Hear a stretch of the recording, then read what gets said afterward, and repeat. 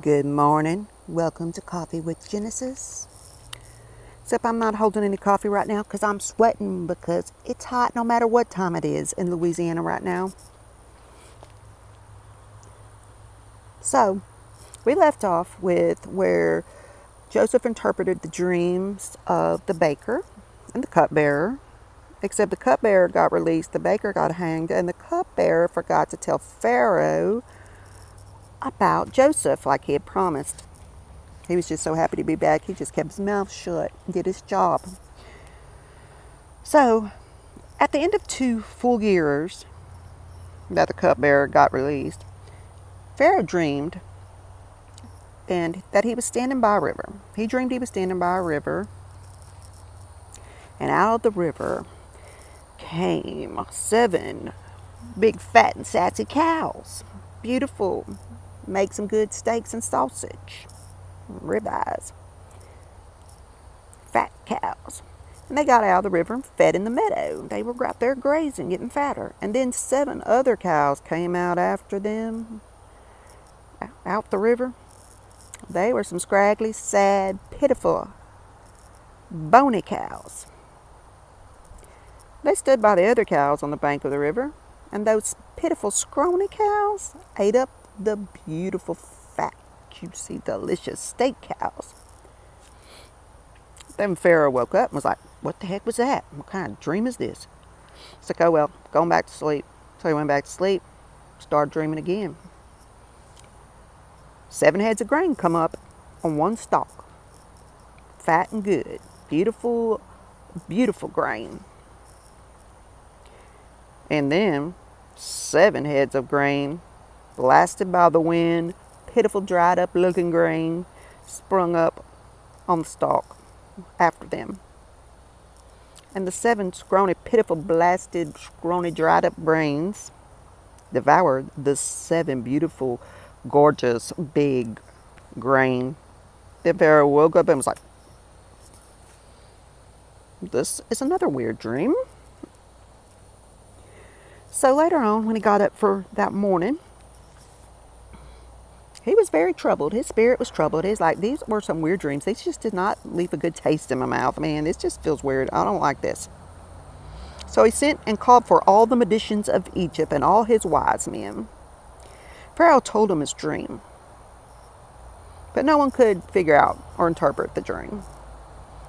Then the chief cupbearer spoke to Pharaoh, saying, I do remember my era this day.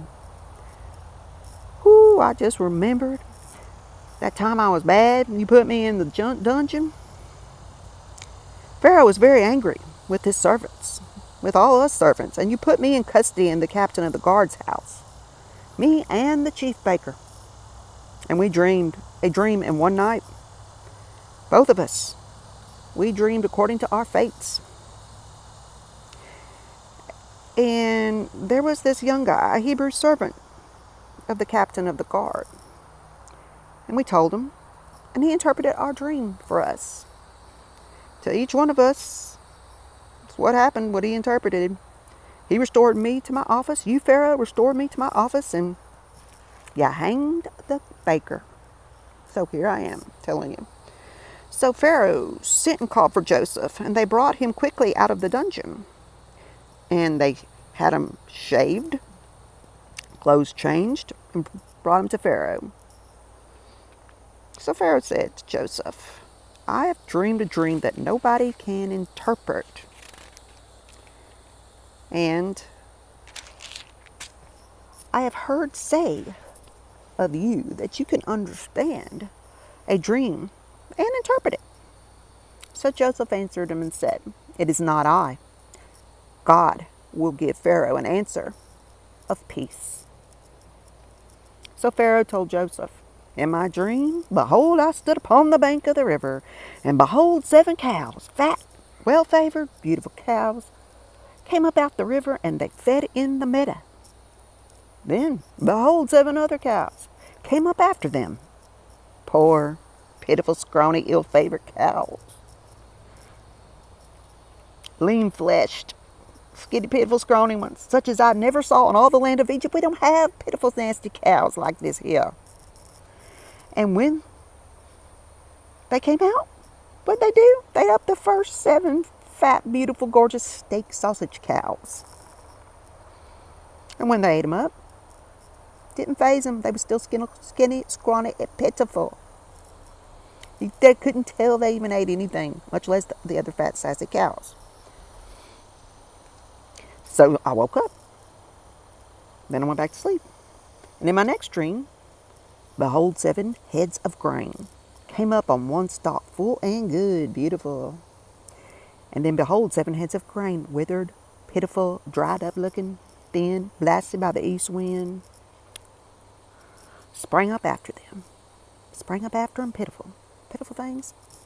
And the thin heads of grain devoured the 7 good heads of grain.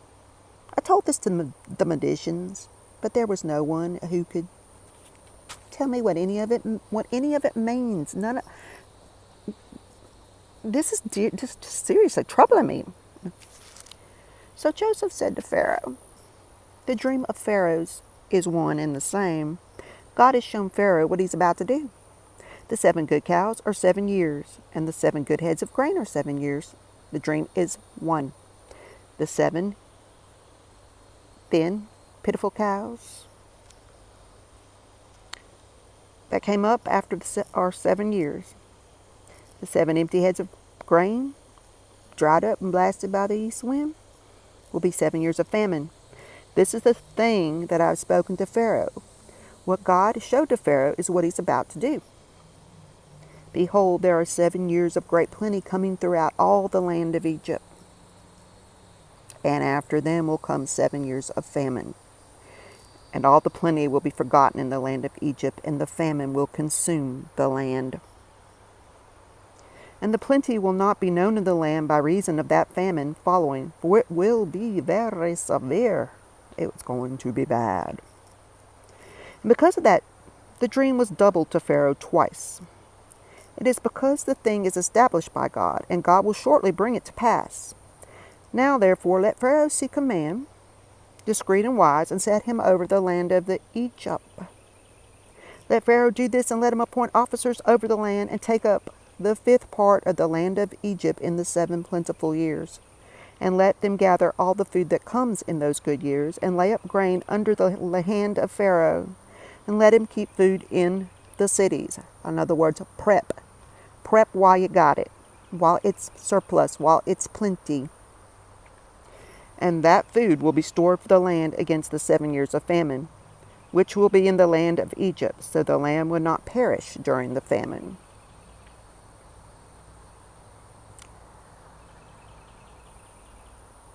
So many people make fun of preppers. A few years ago, people were making fun of preppers. Well, guess what? Who's laughing now? The preppers. As we have shortages, inflation, stuff burning down everywhere that produces certain things to fortify ourselves.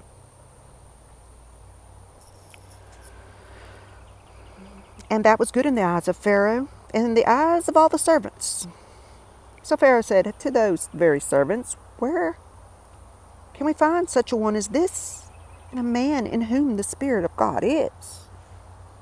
So Pharaoh said to Joseph, since God has shown you all this, there is no one so discreet such as you, or wise as you.